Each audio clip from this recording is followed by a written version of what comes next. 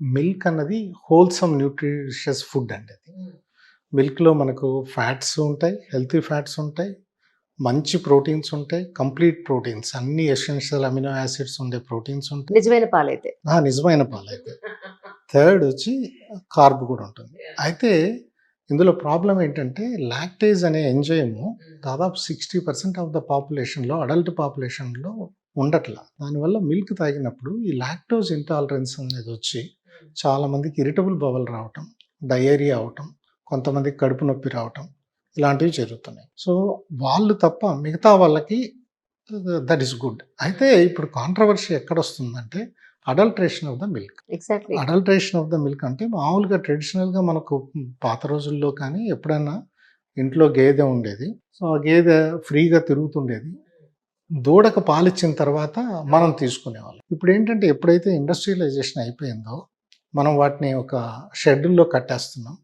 చిన్న చిన్న స్పేసుల్లో కట్టేస్తున్నాం. దూడని వెంటనే సపరేట్ చేస్తున్నాం.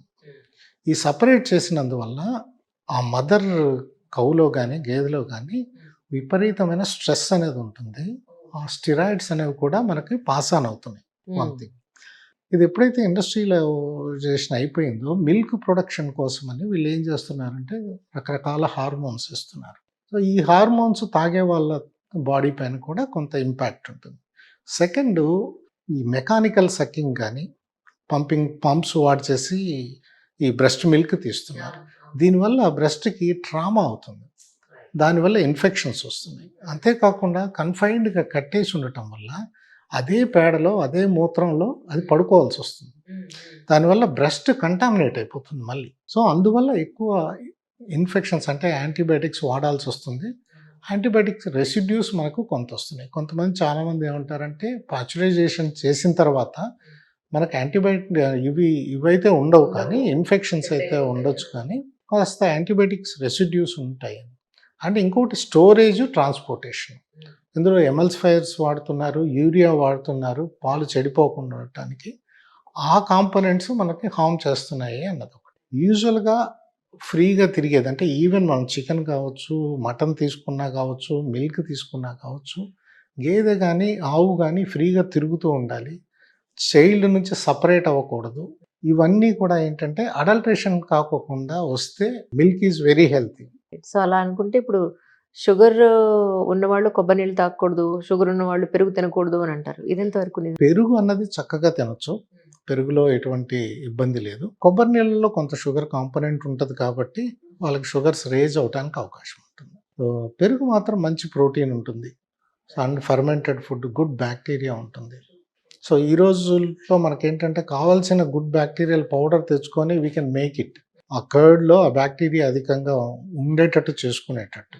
ఎగ్జాంపుల్ మనకు లాక్టోబాసిల్లస్ రుటెరీ అని ఉంటుంది. దాన్ని లవ్ బగ్ అంటాం మనం బేసిక్గా. ఓకే. సో అదేంటంటే మన బ్రెయిన్లో ఆక్సిటోసిన్ అనే హార్మోన్ రిలీజ్ చేయడానికి హెల్ప్ చేస్తుంది. దానివల్ల we feel very comfortable, cool, calm mind ఉంటుంది. సోషల్ రిలేషన్షిప్స్ బాగుంటాయి, స్ట్రెస్కి లోన్ అవ్వం. సో ఆ బ్యాక్టీరియాని ప్రొలిఫరేట్ చేసుకోవడానికి లాక్టోబాసిల్లస్ రుటెరీ పౌడర్స్ దొరుకుతాయి మనకి. ఓకే.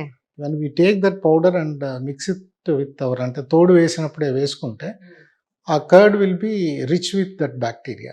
అలా మనకు యూటిలైజ్ చేసుకోవడానికి అవకాశం ఉంటుంది. ఇందాక మీరు ఒక మాట అన్నారు లిపిడ్ ప్రొఫైల్ అనేది.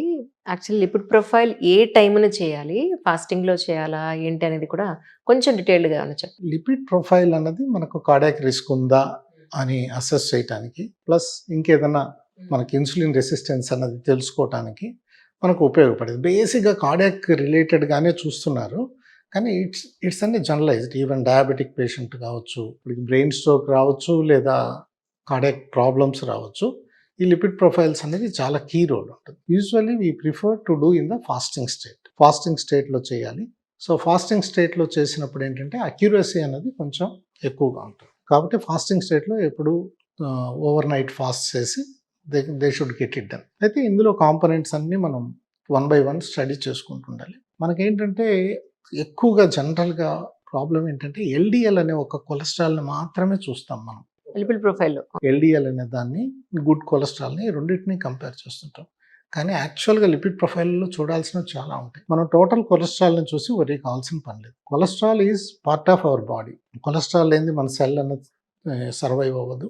సెకండ్ వచ్చి మనకు కావాల్సిన హార్మోన్స్ అన్ని, ఎస్పెషల్లీ సెక్స్ హార్మోన్స్ అన్ని కొలెస్ట్రాల్ నుంచే సింథసైజ్ అవుతాయి. ఇప్పుడు టోటల్ కొలెస్ట్రాల్ అంత సిగ్నిఫికెన్స్ అన్నది మనకు ఉండదు. యూజువల్గా 200 దాటిన తర్వాత కూడా we don't give that much importance. But if you look at triglycerides అని నెక్స్ట్ ఉంటుంది.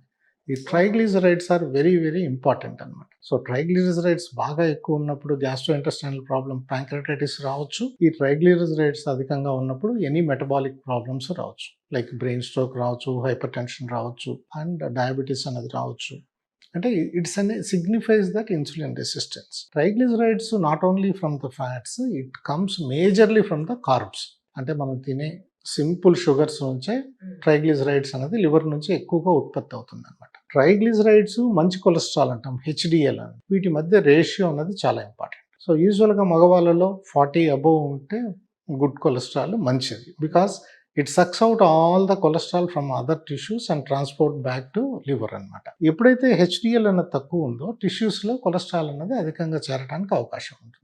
కాబట్టి కొలెస్ట్రాల్ లెవెల్, మంచి కొలెస్ట్రాల్ లెవెల్ 40 అబోవ్ మెన్లోను, 50 అబోవ్ ఫిమేల్స్లోనూ ఉండాలి. అయితే ఈ రేషియో ట్రైగ్లిజరైడ్స్కి మంచి కొలెస్ట్రాల్ రేషియో 2 అన్నది లోపల ఉంటే మంచిది. 2 పైన ఉందంటే ఇన్సులిన్ రెసిస్టెన్స్ ఉందని అర్థం. So that man is vulnerable for any problems like metabolic problems, sugar, BP, cholesterols, ఇవన్నీ ఇందులోకి వస్తాయి అన్నమాట. సో నెక్స్ట్ వచ్చి ఎల్డిఎల్ని మన వాళ్ళు బూచిలాగా చూస్తుంటారు. బ్యాడ్ కొలెస్ట్రాల్ అన్నది పేరు దానికి.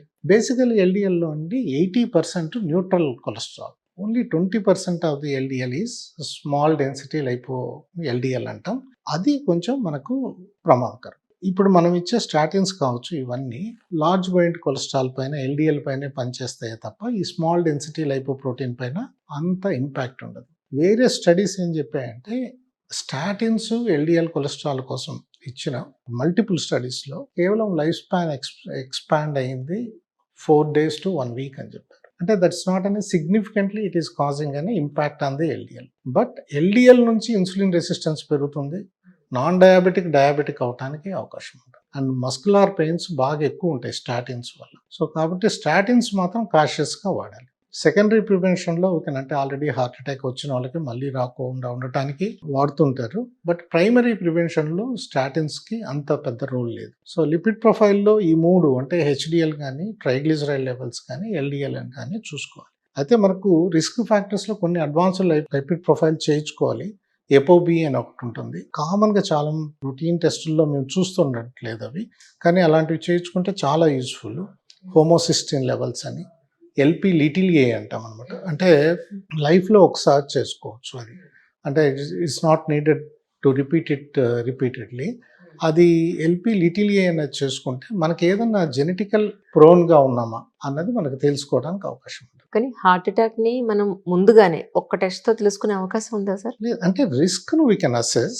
రెండోది వచ్చిందని మనకు సిటీస్ ఉన్నాయి. ఇప్పుడు సిటీ కాల్షియం స్కోర్ అని, తర్వాత సిటీ యాంజియోగ్రామ్ అని 2 ఉన్నాయి. అయితే సిటీ కాల్షియం స్కోర్లో ఏంటంటే కాల్షియం స్కోర్ 0 రావచ్చు, but we may have the soft plaques. అంటే ఇప్పుడు ఇవన్నీ క్యాల్సిఫై అయితేనే సిటీ కాల్షియం స్కోర్ అన్నది మనకు వస్తుంది. సిటీ కాల్షియం 0 ఉన్నంత మాత్రాన your not at safer side అని. బట్ సిటీ యాంజియోస్లో ఇప్పుడు ఏ ఇంటిగ్రేషన్ వచ్చి కొంత సాఫ్ట్ ప్లేక్స్ను మనం డిటెక్ట్ చేయగలుగుతున్నాం. దాని ద్వారా ఏంటంటే వీ కెన్ ప్రిడిక్ట్. సో కొంతమేర ప్రిడిక్ట్ చేయడానికి అవకాశం ఉంటుంది. అంటే ఇట్స్ అనే హోల్సమ్ ప్యాకేజ్ లాగా మనం చూడాలి తప్ప we should not look at only at one test and go for ఒక కంక్లూషన్కి రాకూడదు. సో ఎందుకంటే టోటల్గా ఫ్యామిలీ హిస్టరీ చూసుకోవాలి, అతని పర్సనల్ హ్యాబిట్స్ చూసుకోవాలి, లైఫ్ స్టైల్ చూసుకోవాలి. సో లిపిడ్ ప్రొఫైల్, అలాగే ఈసీజీ, ఎకో, ట్రెడ్మిల్ టెస్ట్, కాంప్లిమెంటరీగా సిటీ యాంజియోస్, ఇవన్నీ వచ్చినప్పుడు ఓవరాల్ రిస్క్ను అసెస్ చేసుకోవడానికి వీలవుతుంది. ఈ డైటరీ ఫ్యాట్స్ లేదా డైటరీ షుగర్ అంటే ఏంటి సార్? డైటరీ షుగర్ అంటే అదేనండి. ఇప్పుడు మనం బేసిక్గా మనం ఏది మాట్లాడినా షుగర్ అంటే కార్బ్ గురించి మాట్లాడుతాం. ఈ కార్బ్లో 2 రకాల కార్బ్స్ ఉంటాయి. ఒకటి సింపుల్ కార్బ్స్ అని, కాంప్లెక్స్ కార్బ్స్ అని. కాంప్లెక్స్ కార్బ్స్ అంటే నథింగ్ బట్ విత్ ఫైబర్తో ఉన్నది కాంప్లెక్స్ కార్బ్. దేవుడు మనకు అన్ని కాంప్లెక్స్ కార్బ్సే ఇచ్చాడు, మనం వాటిని సింపుల్ కార్బ్స్ చేసుకొని తింటున్నాం అంతే. ప్రతి ఒక్కటి స్టార్చ్ అన్నది ఎవ్రీథింగ్ ఈజ్ అనే గ్లూకోజ్ మాలిక్యూల్స్ అని ఒక పూసలాగా, ఒక చైన్ లాగా అరేంజ్ చేసి ఉంటాయి. సో ఇందులో మళ్ళీ అమైలోపెక్టిన్ అని 2 రకాలు ఉంటాయి. అమైలోపెక్టిన్ అనేది మనకు తాళ్ళలాగా ఉంటుంది. అమైలోజ్ అన్నది కొంచెం క్రిస్మస్ ట్రీ లాగా ఉంటాయి అన్నమాట. సో ఇన్సులిన్ యాక్ట్ చేసినప్పుడు అన్నీ రిలీజ్ అవ్వటం, ఏదైతే ఫాస్ట్గా స్పైక్స్ వస్తాయి, ఏదైతే స్లోగా స్పైక్స్ వస్తాయి అనేది ఈ టైప్ ఆఫ్ అమైలోజా అమైలోపెక్టినా అనే దానిపైన డిసైడ్ అవుతుంది. సో మనకు రెసిస్టెంట్ స్టార్చ్ అనేది ఉంటే మనకు షుగర్ స్పైక్స్ అనేవి ఫాస్ట్గా రావు. అలా కాకుండా సింపుల్ షుగర్స్ అంటే ఇప్పుడు white rice, pasta, noodles and మైదాతో చేసింది ఏదైనా కావచ్చు, ప్లస్ ఇటువంటి పిజ్జా, బర్గర్స్ ఇవన్నీ straight away sugars. We can call it is an straight away sugars.